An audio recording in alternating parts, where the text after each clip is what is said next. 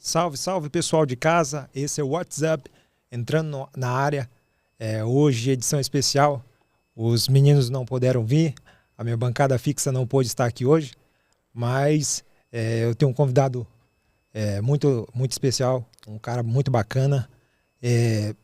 A gente vai desenvolver esse programa com ele, ele que é um profissional do ramo contábil, mas inicialmente deixa eu mandar alguns alô aqui para a galera.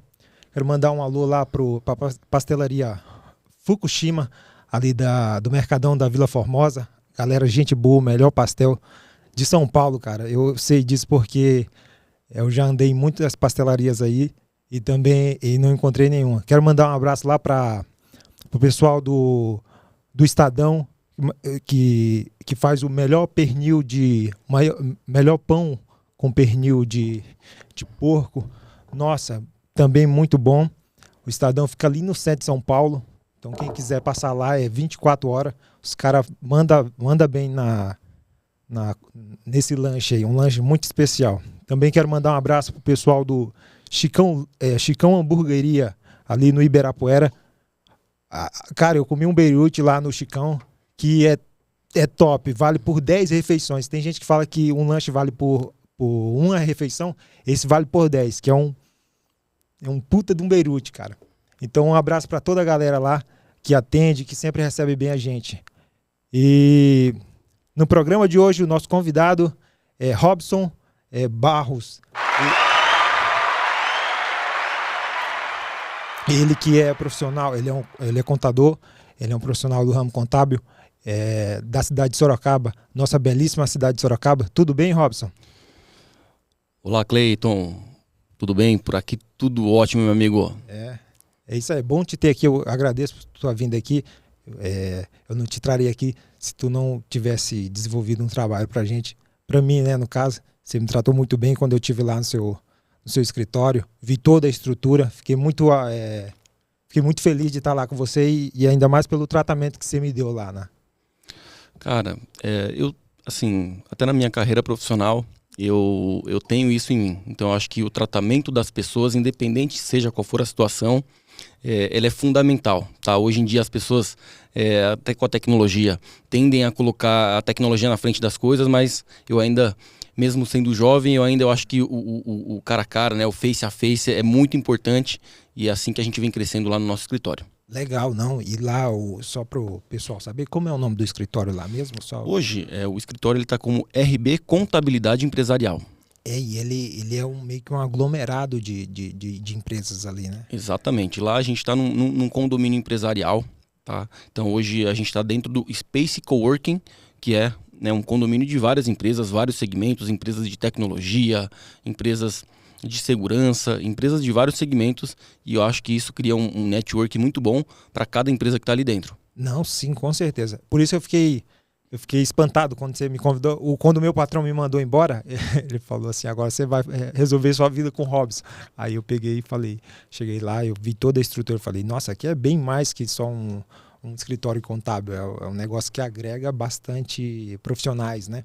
O Robson, mas antes de partir para a pauta que é de nosso interesse, saber as dicas que você tem para dar aí para nós nesse ramo financeiro, nesse ramo contábil, vamos apresentar o seu perfil do Instagram? Teria aí já pronto o perfil dele para a gente mostrar aqui? Eu vi que vocês têm uma foto, você tem foto até fora do país, cara. Então a gente, eu não usava muito as redes sociais, eu confesso que nem sabia mexer no Instagram, mas até quando eu entrei nesse mundo empresarial, o empreendedor ele tem que saber de tudo um pouco, né? Então eu falei, eu preciso me adequar, eu preciso entender como que funciona essa ferramenta, porque hoje o Instagram ele é uma das maiores ferramentas de marketing, de você conseguir mostrar seu produto, seu serviço. Então eu corri atrás, eu comecei a me destravar um pouco até para postar vídeos, para poder trabalhar um pouco edições, enfim. Então a gente não pode abrir mão dessas tecnologias. Mas o seu Insta é bem organizado, eu vi que é bem estruturado ele, até porque todo profissional, né, como você bem falou, tem que associar o seu dia a dia, a sua profissão com a rede social, né? Que a pessoa vai falar assim, não, vamos ver quem é ele ali nas redes.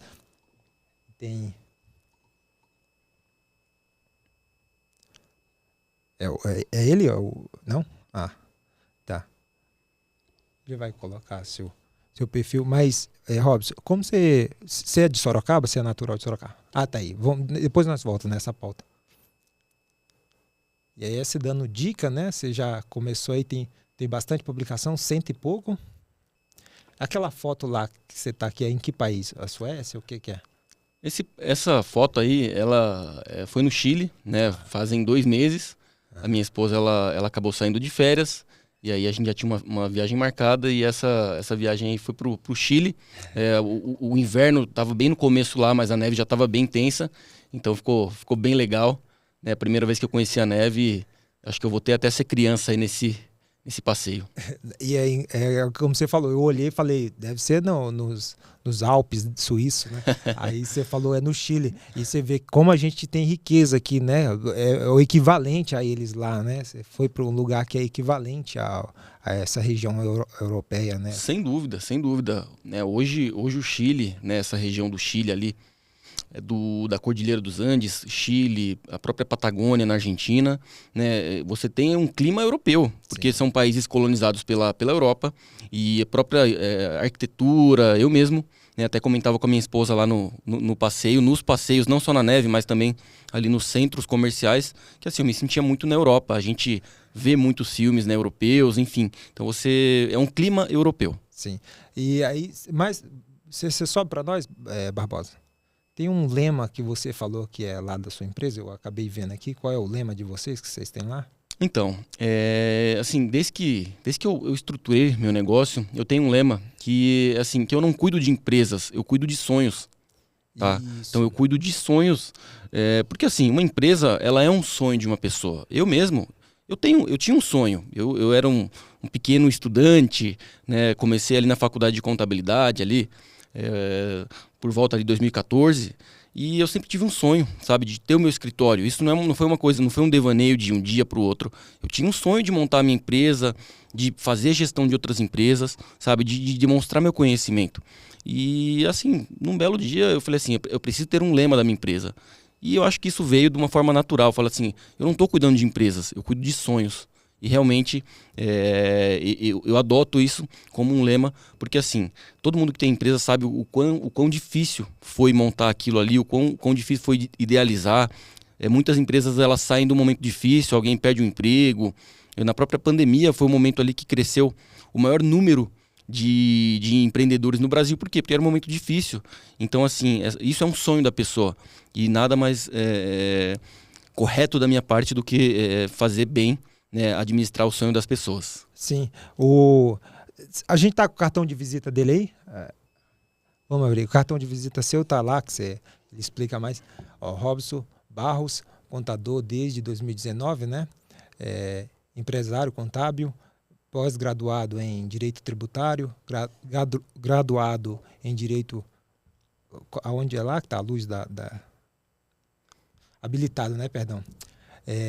Atuante na área fiscal há mais de 9 anos, com passagem em empresas de grande porte e proprietário da RB, não é isso? Isso aí. Contabilidade desde 2022. Ativo nas redes sociais no auxílio de pessoas que pensam em empreender, pequeno e médios empreendedores através do Instagram. Ou contador, né? Contando, né? Exatamente. Isso.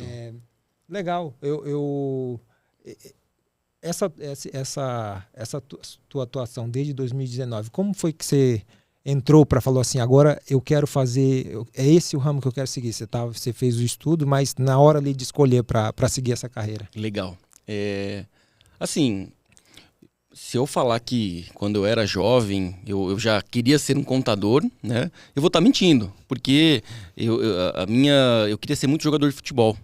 Eu, desde os meus 10 anos até os meus 17, eu rodei o Brasil jogando futebol. Eu joguei no clube da minha cidade, joguei em clubes fora da própria cidade de Sorocaba, aqui da Grande São Paulo, enfim. Então eu rodei o Brasil. Joguei, né, em vários estados, joguei campeonatos paulistas, né, campeonatos de base.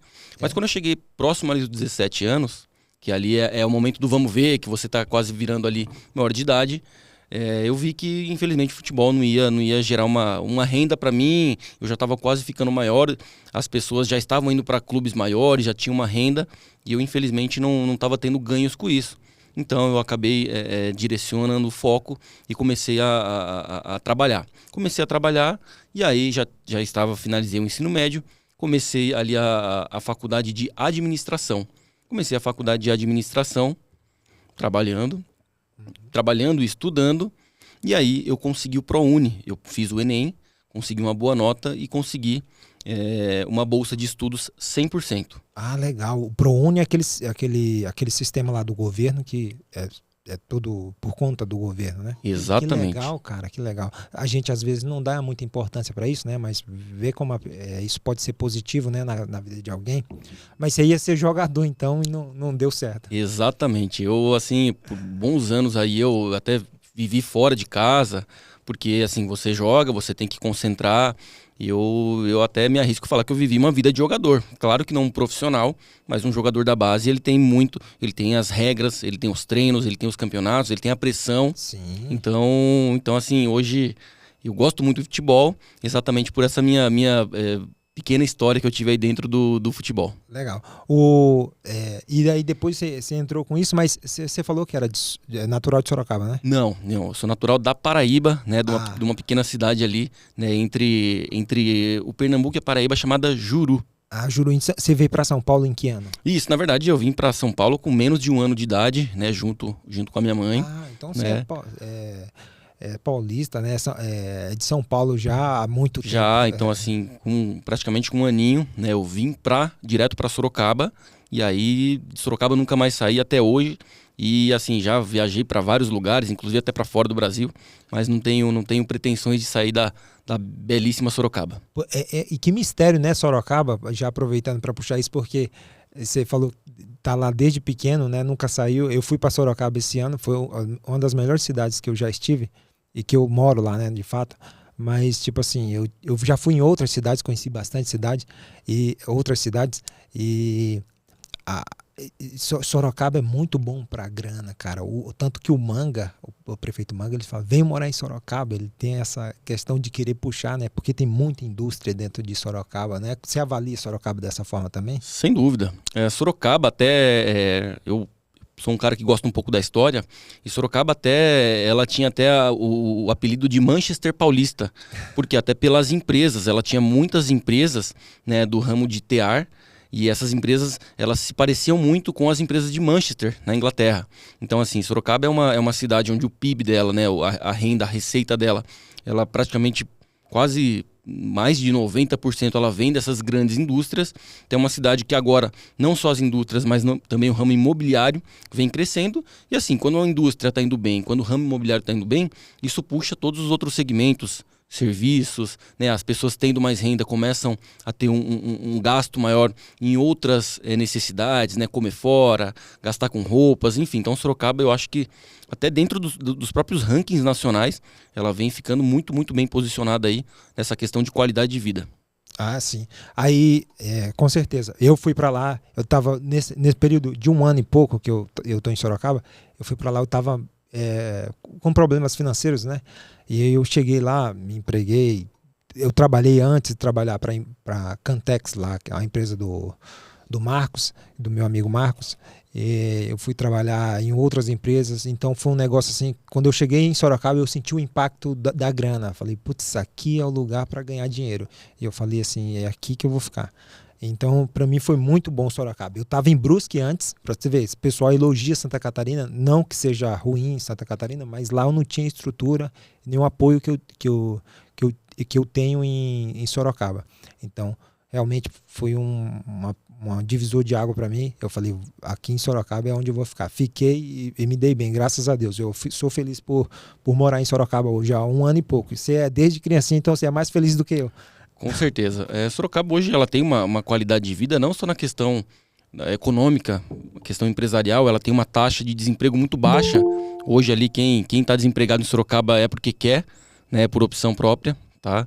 Então, assim, não só a questão dos empregos econômica, mas também Sorocaba hoje ela tem uma questão de muitos parques, foi investido, né, valores ali, uma boa infraestrutura, é uma das cidades que tem mais ciclovias no país.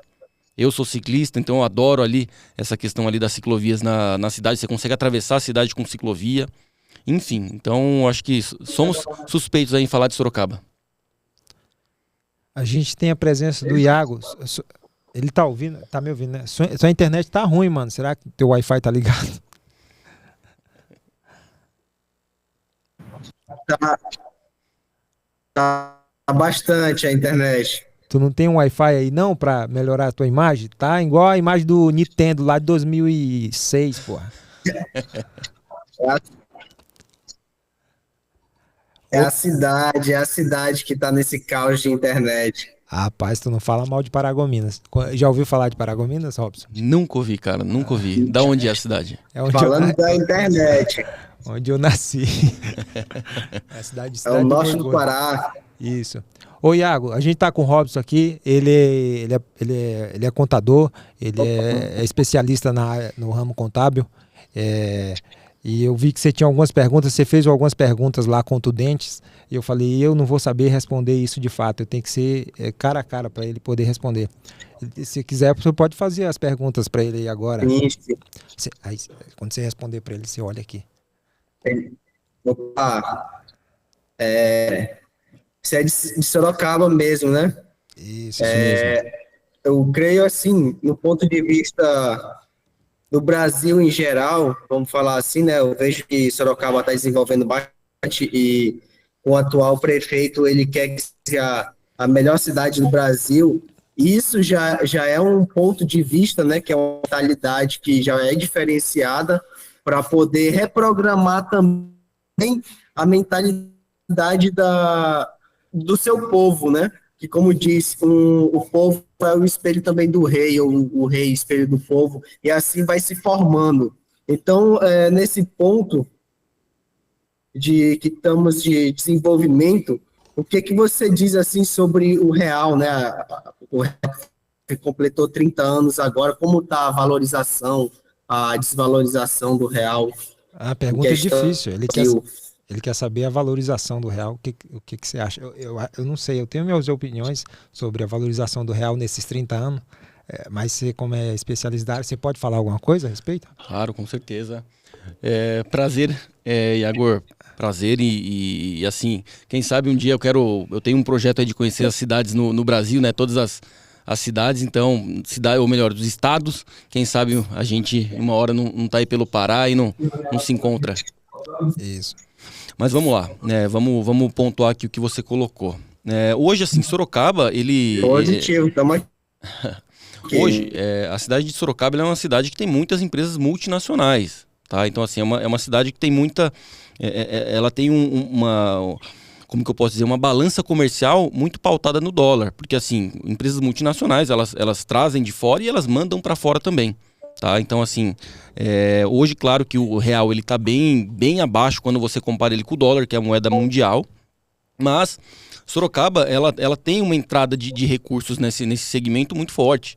Então, por isso que hoje tem muitas empresas grandes fazendo investimento, até vou pegar um gancho aqui, a própria Toyota. A Toyota ela vai fazer o maior investimento da história numa empresa fora do Japão, em Sorocaba. Tá? Então, assim, tem um investimento bilionário. Não só da Toyota, tem a JCB, que é uma indústria aí de máquinas pesadas, máquinas aí da construção civil também em Sorocaba, com um investimento muito forte na casa dos bilhões, e está vindo também esse investimento para Sorocaba, já é uma empresa que está lá, e eles estão expandindo toda essa questão aí de investimentos na cidade.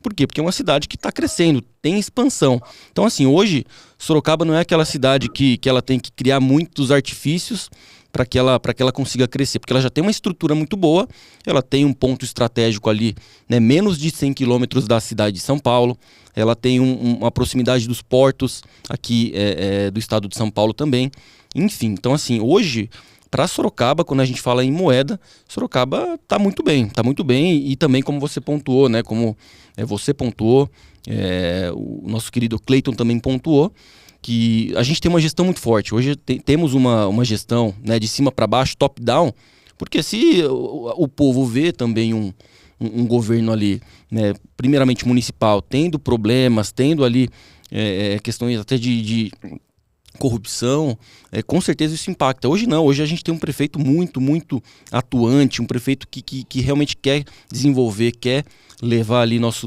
município para o topo das cidades no Brasil. Então, assim, hoje, independente se o real ele está muito, muito abaixo ou ali está até não tão abaixo assim do dólar, a cidade de Sorocaba ela vem andando muito bem nessa questão econômica quando a gente fala de finanças do município. E aí, Iago, tem mais alguma pergunta? Se sentiu respondido aí, cara? A mesma visão do Robson é a minha, eu acho que é isso aí mesmo. Eu moro em Sorocaba também e eu vejo que tudo isso que ele falou aí e mais um pouco também. Quer morar em Sorocaba, como o Manga fala? Eu vou. Muito bom, assisto muito, curto os vídeos dele, viu? Demais. Ele tá sendo realmente um exemplo aí para o Brasil, viu? Tá de parabéns mesmo a cidade. Eu vou visitar Sorocaba aí final de agosto. Tá Vou certo. tá indo. Beleza, então. Tem mais alguma A pergunta? questão da valorização do real ou não, né? São pontos assim que eu vejo que tem que estar de olho, porque a gente vai querer fazer investimentos, sempre vai querer fazer investimento, e muitas das pessoas ainda tem aquela ideia de poupança, né? E sabendo que o dinheiro ele desvaloriza todo ano. Se você não tiver um dinheiro com uma aplicação pelo menos de uns 7%, você já está perdendo dinheiro, né? Já começa por aí, que a desvalorização ainda continua caminhando. E Eu acho. Será que caiu a internet dele? Tá ouvindo, Iago?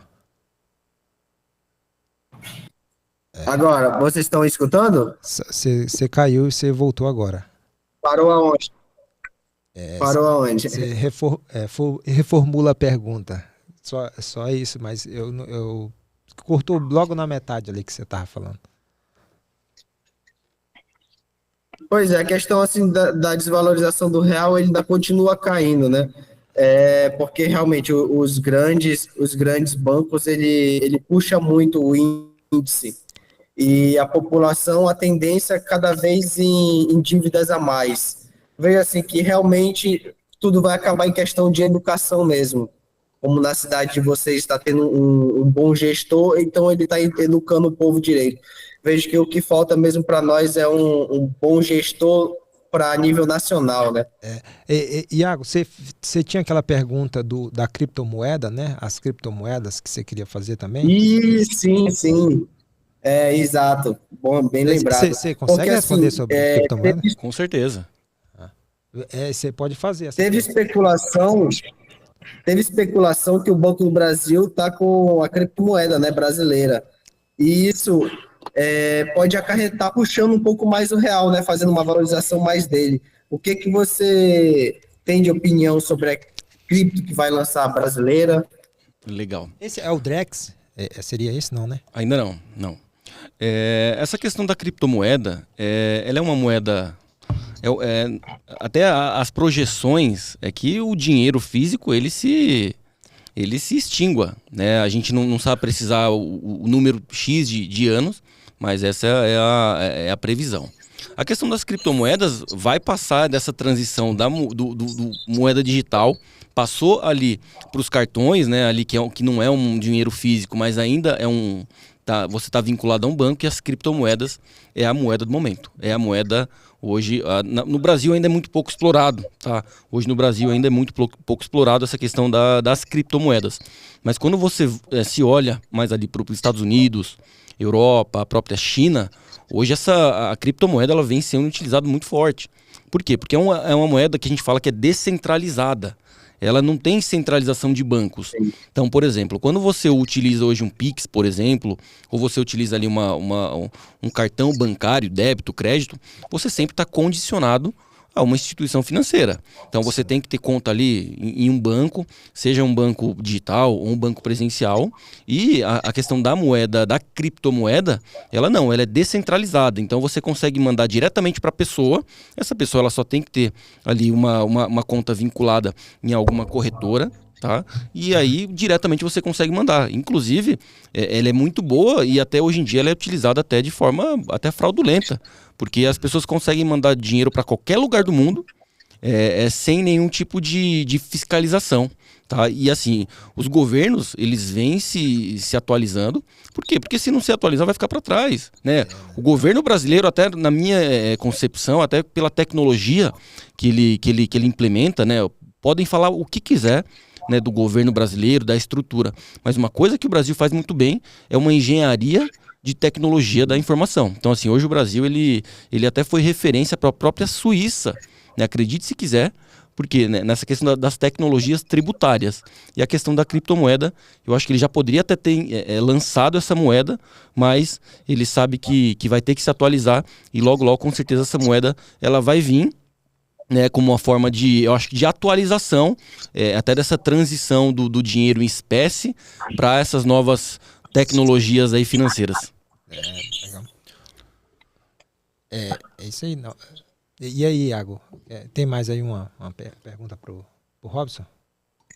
Justo, muito bom. Também acharia que já deveria ter sido lançada mesmo, né, para ver como é que seria já o comportamento do índice, né?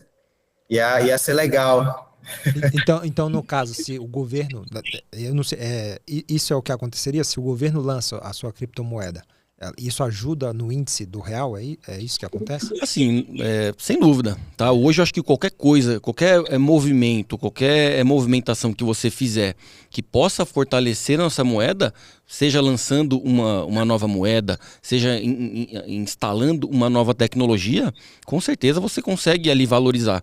Mas é complicado, hoje a nossa moeda ela é muito engessada, ela já está há muitos anos dentro dessa mesma proporção aí para o dólar. Quando a gente fala de comparativo, a gente sempre tem que comparar com o dólar, porque o dólar é a moeda mundial, mas é difícil. Hoje, se não tiver uma reformulação, algumas políticas melhores internas dentro do Brasil, dificilmente eu acho que pode ter uma oscilação para melhor, né, da moeda, mas eu acho que dificilmente, se o Brasil não tiver uma estrutura melhor ali, vai conseguir alavancar e pelo menos fazer cócegas ali no dólar mundial.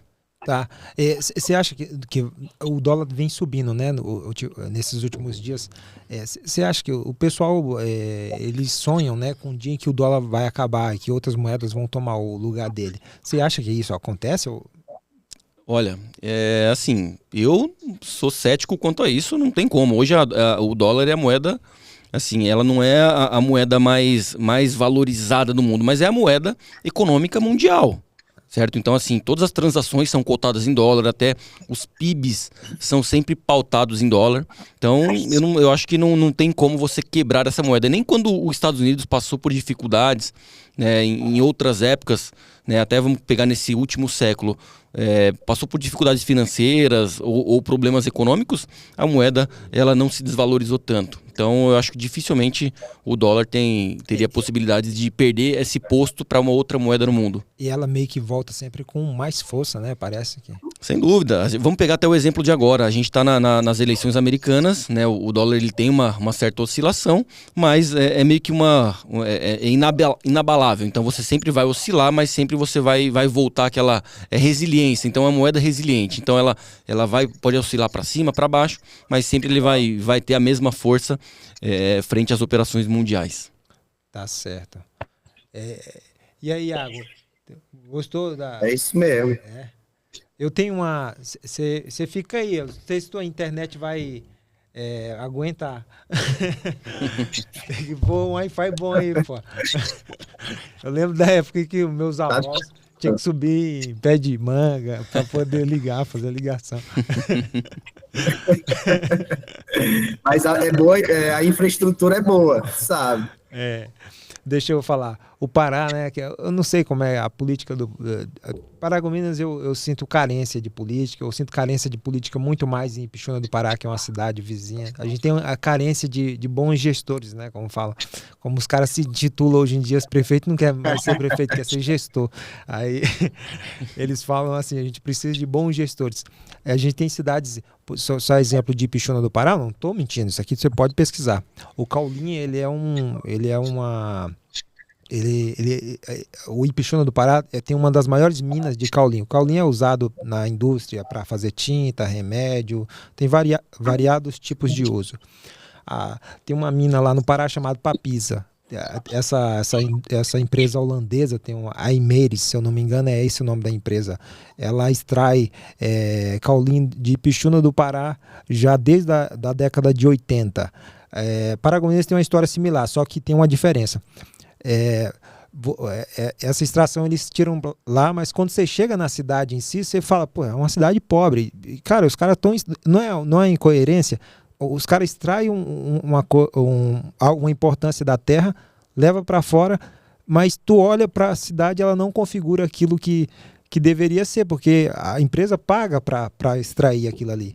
E Paragominas tem um caso parecido, porque com Paragominas foi a Vale, né? Eles extraem a bauxita lá da Vale. E realmente a riqueza que é tirada do território de Paragominas é configurada na cidade, porque você vê uma praça, um lago, você vê uma estrutura melhor em Paragominas do que você vê em Ipixuna do Pará. Então tem essa diferença. O Iago sabe o que eu estou falando, ele me conhece e ele sabe aqui mais ou menos o que eu estou falando a respeito das duas cidades que são vizinhas. São 50 quilômetros de diferença e é uma diferença não só da distância, mas realmente de estrutura social. Isso, de uma cidade para outra. Ipixuna do Pará e Paragominas. Estou falando alto e claro que eu estou em São Paulo mesmo. Quem quiser achar ruim, que vem aqui. Rapaz, que vai ter cara lá do Pará atrás de você aqui, bicho. E eu tenho uma pergunta de uma amiga nossa, a Wendy, ela vai estar aqui também. Ela acabou de se formar em Direito. Um abraço para você, Wendy. Ela vai vir aqui no dia 26 de agosto. Só que ela tem uma dúvida também que ela quer fazer para você. Ela queria fazer a pergunta assim: qual é a atividade que ele encontra mais dificuldade para desenvolver em sua profissão? Qual é a maior dificuldade na sua profissão que você tem, Robson, para desenvolver? Legal, ótima pergunta.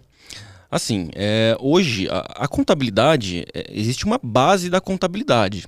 Tá? A base da contabilidade é aquela contabilidade para todas as empresas. Você tem ali a parte contábil, a parte fiscal, departamento pessoal e a parte da legalização. Então, assim, isso para todas as empresas, independente do segmento, independente aonde que ela atua dentro do cenário brasileiro. Mas claro, assim, a gente vive no Brasil. O Brasil, cada segmento tem a sua tributação, tem as suas leis, tem os seus detalhes. Então, assim, eu não diria que é mais difícil, mas eu diria que quando você entra num segmento, você tem que entender esse segmento. Por exemplo, ela é advogada. Então, assim, os advogados, existem alguns detalhes para as empresas de advocacia que não tem para empresas de comércio. Tem alguns detalhes para empresas de e-commerce que não tem para empresas de prestação de serviço. Então, assim, não existe um mais difícil e um mais fácil. Existe que cada segmento ele tem as suas regras legais, tem as suas normas. Então, assim, mas pegando até dentro da complexidade, hoje os ramos mais complexos que a gente consegue mensurar, onde tem assim, a carga mais pesada de leis, hoje o ramo de postos de combustível. Né? Então, assim, postos de combustível tem uma carga de leis específicas, de licenças para funcionamento, licenças ambientais.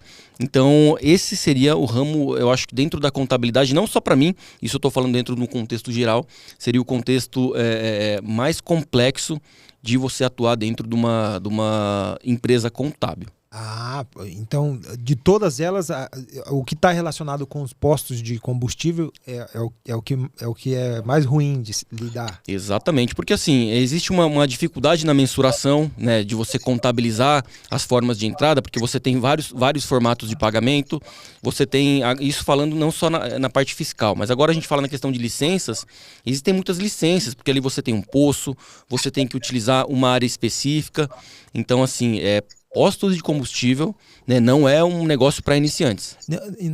No frigir dos ovos, ninguém nesse país consegue viver sem um contador, né, cara? Um profissional do ramo contábil. Sem dúvida, assim, não tem como, não tem nem porque as leis, elas obrigam toda empresa, exceto o MEI, a ter a contabilidade, né? Dentro do Código Civil Brasileiro, né, toda empresa, dentro da condição de ME acima, né, tem que ter uma contabilidade regular, né, um controle dos livros fiscais, ter uma apuração por um profissional habilitado, né, com registro no CFC, né, que é o Conselho Federal de Contabilidade.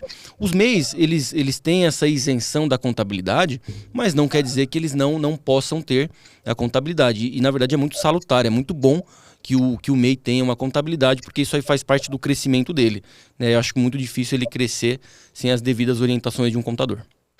Legal. Então, essa aí é a resposta ao Wendy. Eu acho que foi bem... Se ela for pegar algum caso, não pegue de posto, é isso? Não, eu digo que ela pega sim, porque ali tem muito dinheiro, então com certeza quanto mais a movimentação financeira, maior ali são os honorários, né? E ela vai se dar bem. Tem uma pergunta, Iago, para ele? Foi bem esclarecedor esse ponto aí que ele falou sobre as empresas, né? A gente sabe que a gente que tem esse espírito empreendedor, o quão falta faz a contabilidade. Isso aí é realmente um ponto muito importante e seria abrangente demais. Sem dúvida, Iago. Até a questão hoje, existem dados que falam que entre as empresas, né, entre o segundo e o quinto ano de vida, né, mais de 70% das empresas elas fecham no Brasil. Mas por que essas empresas fecham? Exatamente porque não tem um controle financeiro, não tem um controle fiscal, ela não tem gestão nenhuma. Então, isso não é nenhuma, como que eu posso dizer, surpresa, esse número tão alto de empresas se encerrando no Brasil. Por quê? Porque as empresas elas não entenderam ainda que não só o contador, mas a parte financeira, essa parte das obrigações tem que ser seguidas. A gente vive num país que você pode não concordar com as regras, pode não concordar com as leis, mas elas têm que ser seguidas, né? Eu até falo para os meus parceiros de negócio, né, para as empresas que a gente está junto. A gente também não concorda com muitas questões, né, com algumas cargas tributárias, mas infelizmente a gente tem que estar cumprindo com isso, porque a lei manda que seja dessa forma. Tem que ser discutido a lei, não o cumprimento dela. É exatamente como dirigir, né? É a lei que predomina. Exatamente. Eu tenho o meu amigo lá de Sorocaba, o Silas Molina, o viajante. Ele tem duas perguntas para você. A primeira pergunta é o seguinte: ele vai explicar, ele vai dar o exemplo. Tem um time de futebol na minha cidade. E ele tem mesmo, filha da mãe tem. E quero abrir um CNPJ para poder receber os investimentos dos meus parceiros. O propósito é de eles abaterem os investimentos no imposto deles. Como posso fazer isso? É válido? É fácil? Qual é o tipo de CNPJ preciso abrir? E aí ele fala assim, preciso abrir o CNPJ no bar da sede? Aí você vai responder essa primeiro, depois eu faço a outra. Vamos lá. Como é o nome dele? Silas Molina. Silas, legal, bacana a sua pergunta. Assim, primeiro eu já quero agradecer aí, né, te parabenizar por ter esse projeto, certo? Assim, não é fácil hoje em dia você manter projetos assim, certamente às vezes tem que tirar até dinheiro do bolso. Conheço pessoas que têm projetos desse tipo, que tiram até dinheiro do bolso, tiram da própria família ali para poder custear esse tipo de projeto para ajudar as pessoas. Mas vamos lá, eu vou pegar num contexto geral. Existem situações de entidades nesse sentido, que são as entidades de assistência social. Você pode estar dentro do terceiro setor. O que é o terceiro setor? No Brasil hoje existem 3 setores. O primeiro setor, que é o setor público, que são as empresas públicas, que são os governos, municípios, estados. Existem o segundo setor, que são as empresas privadas, que são as empresas com fins lucrativos, que são as empresas normais que a gente conhece. E existe o terceiro setor, que são ali as entidades sem fins lucrativos. São associações, fundações. Então, dentro desse contexto que você tem, aqui no próprio escritório nós temos ali outras entidades que atuam não só com futebol, mas com dança, com luta, com assistência social. Então, estrutura-se um CNPJ ou de associação ou de fundação. Isso vai depender da estrutura que você tem.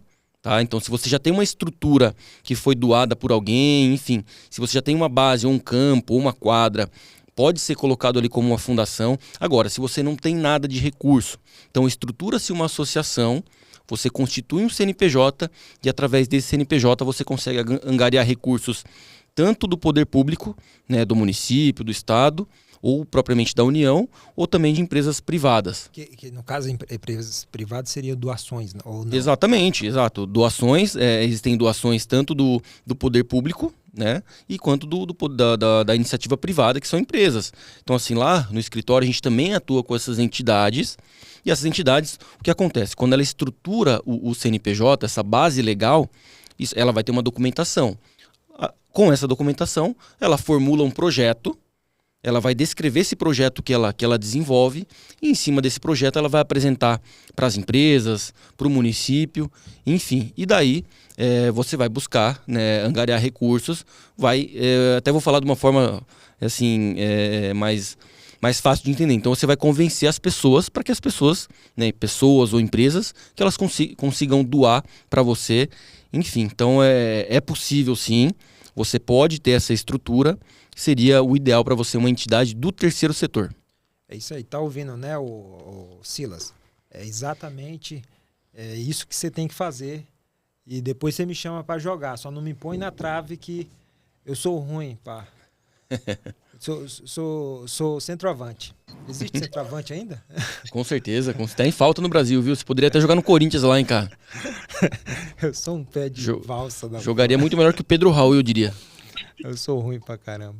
E ele faz a seguinte, a outra pergunta do Silas é a seguinte: eu posso abrir um MEI e esperar quase estourar o orçamento ou a malandragem para poder passar para a empresa de fato? Como funciona? Ou fico travando porque o teto é diluído por os meses do ano? Como é que é? Ele diz que tem aquela oscilação, aí dá aquele abatimento para igualar tudo. Legal, legal. Até pegando um ganchinho da outra pergunta, você perguntou se a sede da empresa ela poderia ser no bar, né, onde vocês se instalam. Assim, a questão da sede da empresa independente de onde for. Tá? Toda empresa, independente se é uma empresa do primeiro, segundo, terceiro setor, ela tem que ter uma sede, ela tem que ter um endereço fiscal. Mesmo que você não exerça essa atividade nesse local. Tá? Então, assim, o endereço fiscal tem que ser do endereço fixo, com IPTU, enfim. Então, não tem problema se você não vai exercer a atividade naquele local específico, mas aquele local vai ser o local denominado juridicamente que é a sede da empresa. Tá? Agora, essa questão é a questão do MEI. Assim, o que ele está estruturando aí é plenamente possível. Isso não caracteriza uma fraude. Não caracteriza uma fraude. O que acontece é que se ele está pensando em ser uma entidade do terceiro setor, o MEI não está dentro. O MEI ele se caracteriza como empresa privada do segundo setor. Você não consegue sair do segundo setor e ir para o terceiro setor. Tá? Então, assim, ou ele estrutura uma MEI e você pensa em estruturar isso como uma empresa privada mesmo, onde você vai investir, você vai buscar venda de jogadores, isso é uma coisa. Agora, se ele está buscando um projeto social para que ele tenha recursos, para que ele ajude essas crianças, aí é do terceiro setor. Então, tudo isso vai depender de qual que é a finalidade dele. Se ele está pensando nisso como um negócio, sem problema, ele vai lá, estrutura como um MEI, ele vai acompanhando, depois ele desenquadra e vira uma empresa normal, uma microempresa. Tá? Então, assim, vai depender de quais são as pretensões dele. Mas, de fato, é possível fazer isso, né? Tipo, teve aquela oscilação em que teve aquela oscilação que um mês ganhou mais, outro mês ganhou menos, ele pode achatar tudo no final da prestação de contas? Sem dúvida, sem dúvida. O MEI é exatamente para quem está iniciando. Tá? O MEI ele foi estruturado exatamente para essas pessoas que estão dando os primeiros passos no mundo empresarial. Eu até falo que o MEI ele é um bebê das empresas. Então, assim, é para quem está iniciando mesmo, quem está nascendo para o mundo dos negócios. Agora, se você vê que ali essa oscilação ela vai te causar estourar o faturamento, estourar o teto, aí é o momento de você desenquadrar e partir para o próximo nível. Só para deixar ele esperto, se porventura chegar lá no final, estourou tudo, perdeu o controle, ganhou mais do que deveria ganhar, o sócio eterno, que é o governo, vai estar ali na porta já te esperando. Com certeza, com certeza. O que ele tem alguma punição? Ou ele tem que fazer alguma coisa para corrigir isso? Perfeito, perfeito. Assim, O leão na cola. o leão vai estar cafungando no cangote dele, eu diria. Mas assim, o MEI ele tem uma estrutura de um faturamento mensal de 6.750, tá? Esse 6.750 multiplicado por 12, que são os 12 meses do mês, dá 81 mil no ano. Beleza? Agora, se ele abrir hoje, o MEI ele vai ter 6 meses de CNPJ. Ele pode faturar 6.750 vezes 6, que dá 40.500. Se ele vê que ele vai estourar, o ideal é você fazer essa transição no mês que ele tiver excedendo esses 40.500. Ponto. Se ele excedeu isso aí, ele vai pagar um imposto sobre excedente. Ele paga um imposto, vamos supor que ele podia faturar 40.500, ele faturou 50 mil. Bacana. Então ele vai pagar um imposto sobre essa diferença, não sobre os 50 mil, mas sim sobre o valor que ele excedeu. E a partir do próximo ano, ele já está desenquadrado do MEI, ele já não é mais MEI. Isso, exatamente. Então quando você estoura, a partir do próximo ano, você é uma ME. Então, no caso, esse trabalho, então você poderia trabalhar tranquilo, sem ter esse horizonte, e se estourar é porque já vai mesmo. Então não tem para quê. Ganhou mais, já vai. Não tem para que fazer Exatamente. Então você estourou. O que acontece? Tem uma regrinha aí. Também não é tão simples assim. Existe a regra dos 20%. O que é essa regra dos 20%? Quando você estoura o MEI até 20%, você vai pagar um imposto sobre esse excedente, e a partir do próximo ano você vira uma ME. Se você passou desses 20%, que é a margem que você poderia estourar, você tem que pagar um imposto retroativo. Então, exemplo, vamos supor que a empresa está aberta o ano inteiro, dos 12 meses. Se ela exceder os 20%, para exceder os 20%, ela teria que faturar mais que 100 mil. Vamos supor que ela faturou 100 mil. Ela tem que pagar um imposto retroativo. Então, ela tem que voltar no início do ano e ir pagando mês a mês a tributação como se ela fosse uma microempresa. Tá? Então, assim, por isso que tem que tomar muito cuidado. Por isso que a gente fala, o MEI, ele não é obrigado a ter o contador, mas ele não sabe dessas regras. E quando ele vai ver, ele já estourou. Ele já vai ter que voltar para trás, ter que apurar mês a mês, fazer uma contabilidade de um ano, né? E aí vai receber uma paulada de 12 meses de imposto que ele não pagou. Nossa, certo? E o governo é cruel, né, nessas horas? Não, o governo não quer nem saber. Ele não quer nem saber. Ele assim, o MEI ele é muito bom quando você está dentro das regras que o governo estabeleceu. Uma outra pergunta, só uma dúvida. Essa diferença que tem, né, que você falou que se passar, qual é a porcentagem dela que é cobrada? Legal. Assim, a porcentagem ela vai variar do segmento da empresa. Tá? Então, assim, cada empresa está num segmento. Tem empresas que atuam com comércio de produtos, tem empresas que atuam com prestação de serviços. Então, ela pode variar de 4% a 15,5%. Então, isso vai variar dependendo do segmento da empresa. Então, geralmente, comércio de produtos, seja um comércio presencial ou online, 4%. Se é uma prestação de serviços, geralmente serviços com cunho intelectual, né, serviços ali de profissionais que têm uma questão intelectual mais forte, a partir de 15,5%. Tá certo, então. Tá ouvindo aí, Silas Molina? É isso aí. E outra pergunta é da Jaqueline. Ela participou com a gente aqui, só que ela tem uma dúvida também. Ela gostaria de perguntar para você. Viu, essa consulta grátis aqui, viu, do Robson, só eu que posso proporcionar isso a vocês. Pergunta sobre a nova alíquota do imposto de renda. Tipo, a partir de quanto se começa, né? Quando ela queria perguntar, quando se começa a pagar o imposto? E se esse ano já foi válido esse valor? Legal. Vamos falar um pouquinho agora sobre imposto de renda, agora da pessoa física, né? Estávamos falando sobre tributação na empresa, no CNPJ, agora já é uma pergunta mais direcionada aí para a pessoa física.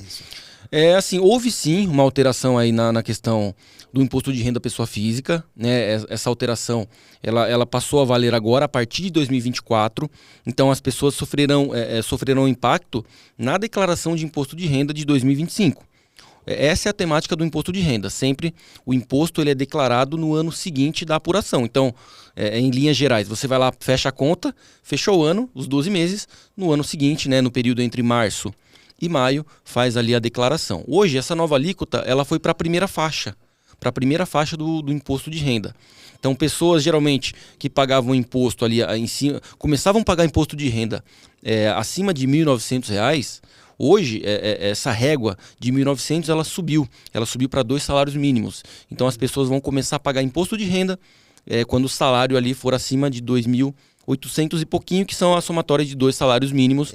Então, teve um aumento expressivo para essa primeira faixa, mas as demais faixas do imposto de renda, elas permaneceram ali inalteráveis. E quanto começa a pagar de imposto? Né? Quando você excede essa primeira faixa, 7,5% você começa, e aí pode pagar até 27,5% para quem ganha acima de 4.700. Ah, tá, beleza. Respondida, Jaqueline. 10 minutos, né? Talvez a gente passe um pouquinho. Tem gente na espera, não, né? Tá, vai ser coisa pouca, só para a gente poder fazer outros tipos de pergunta. Então, a pergunta da Jaqueline foi essa. Deixa eu ver, o Naô, que é daqui da bancada, ele não pôde vir, né? Como eu falei, ele tem uma pergunta aqui para vocês. Deixa eu ver a pergunta. Sim, ele tem uma pergunta muito interessante. Eu vou até virar aqui para você. Como se faz para pagar as contas sem dinheiro?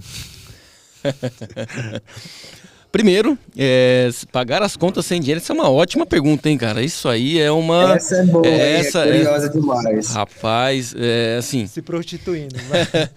Olha, audiência. Na verdade, até você pontuou aí, se prostituindo, você ganharia dinheiro com isso, né? E, inclusive, é uma profissão que não tem tributação, viu? Não tem? Hoje não tem tributação, porque dentro das atividades não existe essa atividade de prostituição. Se não tem atividade, automaticamente não tem imposto sobre isso. Rapaz. Então, então são duas vertentes, não é querendo desmerecer, é só para entender de fato. A igreja não tem tributação, tem? As igrejas elas fazem parte do terceiro setor, e terceiro setor é imune de tributação, então não paga impostos quem é do terceiro setor. No caso, prostituição não faz parte de setor nenhum.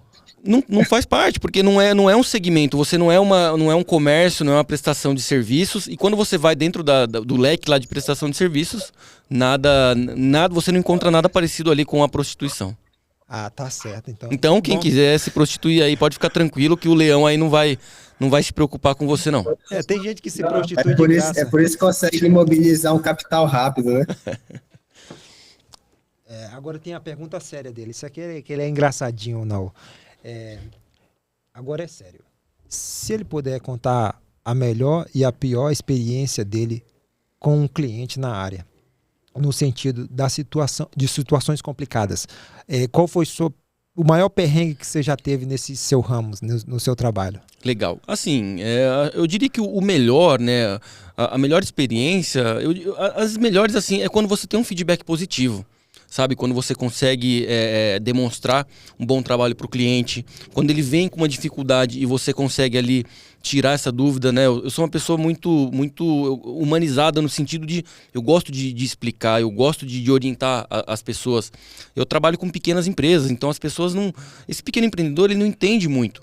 Então, quando você senta com ele, você faz uma reunião, você apresenta, né, esse negócio para ele, o que é o mundo do empreendedorismo, como que as coisas funcionam no Brasil, você apresenta de uma forma fácil e essa pessoa te agradece. Então, assim, cada vez que uma pessoa me agradece e ela comenta que entendeu muito bem, que ficou muito bem claro, que ela saiu diferente, né? Assim, uma vez eu fiquei muito feliz, um cliente falou assim, olha, Robson, eu saí da nossa reunião uma pessoa muito melhor do que a que eu entrei. Então, assim, sabe? E eu não fiz nada demais na minha concepção. Eu somente tratei ela de uma forma legal. Eu expliquei da forma mais singela possível. Não usei termos, não usei, né, o contabilês que a gente fala, né? Não fiquei usando termos técnicos. E tentei mostrar para ela o que seria essa nova vida do empreendedorismo. Então, assim, ela virou, a gente acabou a reunião, ela falou, Robson, eu fico muito feliz, muito agradecida porque eu saí uma pessoa melhor daqui. Então, putz, então assim, isso foi algo fenomenal. Eu me senti muito, muito bem, sabe? Tive uma sensação muito boa. E sensação ruim, sabe? Até faz pouco tempo. O que acontece? A gente sabe que, a gente que trabalha com pequeno empreendedor, a gente sabe que vai ter situação que ele vai ter uma dificuldade ali de fazer um pagamento, de cumprir com as obrigações. E não é porque a pessoa às vezes atrasou 1 mês, 2, que a gente vai parar de prestar o serviço. A gente sabe a dificuldade. Eu trabalho com essa galera e sei o que eles passam. Então, assim, às vezes o cara já estava 5 meses sem pagar a contabilidade. E a gente continuava trabalhando. Né? Eu falei, não, ele vai passar por isso, a gente vai... É uma forma até de ir junto com o empreendedor. Mas eu fui, né, passar e informar, olha, a gente já está trabalhando 5 meses. Imagine você trabalhar 5 meses sem receber. Né? Então, fui de uma forma bem tranquila para pedir esse acerto de contas. A pessoa parecia que quem estava devendo era eu. Parecia que quem estava devendo era eu, entendeu? Então, assim, a pessoa foi super grossa e até falou que eu era um enganador. Então, isso, sabe, assim, então acho que até pelo que eu avaliei, ela queria criar um contexto para que ela realmente falasse, não, ele me tratou mal, ele me, enfim, fez alguma coisa que eu não vou pagar mesmo. Que na minha visão, é que a gente problemática. A gente problemática vai procurar problema em todo mundo, em todo lugar. Você vê, eu fui lá no seu escritório, não é porque eu estou aqui na sua frente, mas você me tratou super bem. Olha que você nem é meu contador, nem era nada, mas você sempre pôs a limpo lá. Mas também tem o caso do Marcos, né? Que o Marcos é um cara, gente finíssima, meu ex-patrão. Gosto muito dele, um abraço pro Marcos. E só que, tipo assim, pela experiência que eu tive com você, não tem nada disso. Então, eu acho que realmente é a pessoa que estava excedida ou com mais intenções, né? O Robson, a gente está concluindo agora. Eu quero te agradecer, cara, que você, gente finíssima, por estar aqui no WhatsApp, o nosso podcast. O Iago também. O Iago, que é lá, esses tempos agora eu tive lá no Pará, tive experiência, fui numa colheiteira com ele. Ele é gente finíssima, é um irmão para mim, tá entendendo? Foi casado com a minha irmã, separou, mas tá. Continua como irmão. Continua como irmão. Mas eu quero agradecer aos dois, tá bom? Muito obrigado. E você aí de casa que esteve acompanhando, Robson, a gente tem mais uns minutos. Você pode dar um recado, se você tiver aí pra galera, e a gente encerra. Então eu queria, assim, primeiro que vocês enxerguem a contabilidade de uma forma diferente, tá? Nós, contadores, eu não falo não só por mim, mas sim pela classe contábil, nós queremos ajudar vocês, a gente quer ajudar as empresas a desenvolver, a crescer, né? Busquem essas empresas que têm esse diferencial, que querem andar junto com vocês. Eu sempre falo que uma empresa com um bom contador, ela tende a crescer, ela tende a desenvolver. E da mesma forma, o contrário, se o contador não estiver junto, não estiver ajudando, não estiver ali, né, ao lado do empreendedor, essa empresa ela vai entrar ali para a estatística e vai entrar aqui naquele número de mais de 70% de empresas que fecham entre 2 a 5 anos. E gostaria que acompanhasse, né, o meu canal ali no Instagram. Brevemente a gente vai estar com um canal no YouTube também, exatamente para trazer, né, a solucionar essas dúvidas, ajudar esse pequeno empreendedor, não só quem já empreende, mas também quem quer aprender, quem quer entender um pouquinho melhor aí desse mundo contábil. Então também quero agradecer, né, as pessoas que me dão suporte, a minha esposa, Maiara, né, a minha família, a galera lá que trabalha junto com a gente no Space Coworking, Roger, né, Fabi, enfim, todo mundo aí que tá no dia a dia e conhece a gente. E também, né, as empresas que acreditam no nosso trabalho, né, todas as empresas parceiras, toda a galera aí que tá junto com a gente, que consegue ver esse diferencial e que com certeza, né, a gente vai estar crescendo muito e muito junto aí nesses próximos anos. É isso aí, galera. O WhatsApp vem na próxima semana. Até a próxima. Tchau, tchau.